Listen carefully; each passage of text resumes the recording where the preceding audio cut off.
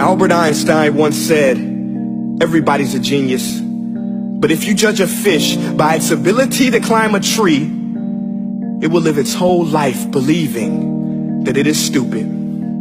Ladies and gentlemen of the jury, today on trial we have modern day schooling. Glad you could come. Not only does he make fish climb trees, but also makes them climb down and do a 10-mile run. Tell me, school, are you proud of the things you've done?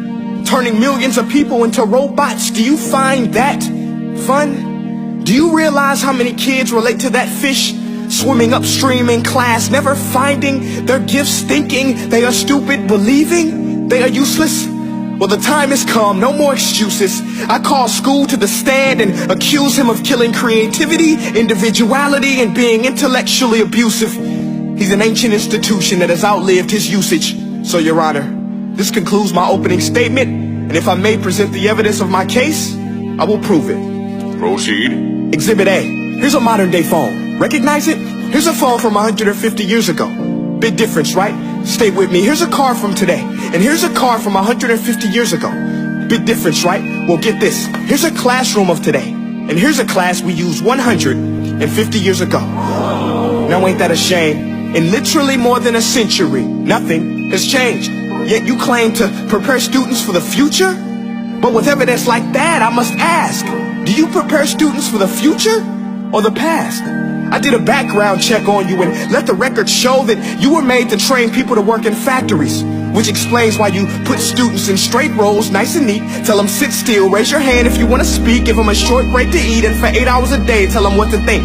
Oh, and make them compete to get an A letter which determines product quality, hence grade A of meat. I get it. Back then, times were different. We all have a past. I myself am no Gandhi. But today, we don't need to make robot zombies. The world has progressed. And now we need people who think creatively, innovatively, critically, independently, with the ability to connect. See, every scientist will tell you that no two brains are the same. And every parent with 2 or more children will confirm that claim.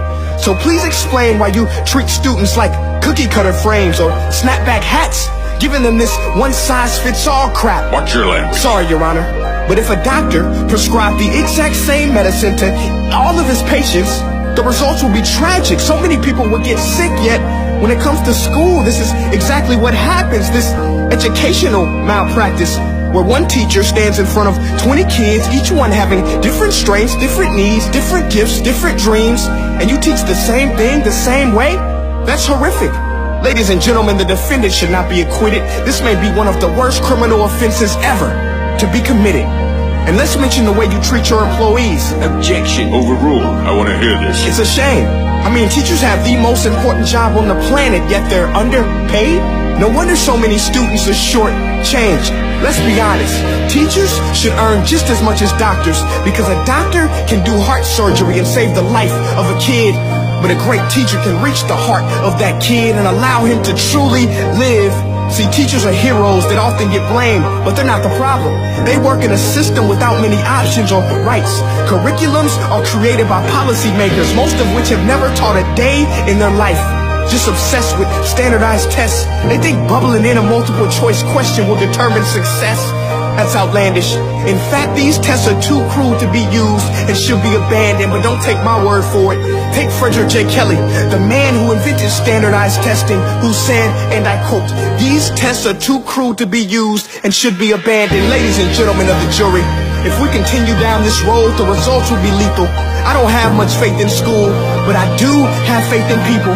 And if we can customize healthcare, cars, and Facebook pages, then it is our duty to do the same for education, to upgrade it, change it, do away with school spirit, because that's useless. Unless we're working to bring the spirit out of each and every student, that should be our task. No more Common Core. Instead, let's reach the core of every heart in every class. Sure, math is important, but no more than art or dance. Let's give every gift an equal chance. I know this sounds like a dream, but countries like Finland are doing impressive things. They have shorter school days. Teachers make a decent wage. Homework is non-existent, and they focus on collaboration instead of competition. But here's the kicker, boys and girls. Their educational system outperforms every other country in the world. Other places like Singapore are succeeding rapidly. Schools like Montessori, programs like Khan Academy. There is no single solution, but let's get moving. Because while students may be 20% of our population, they are 100% of our future.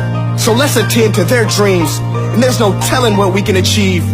This is a world in which I believe, a world where fish are no longer forced to climb trees. I rest my case.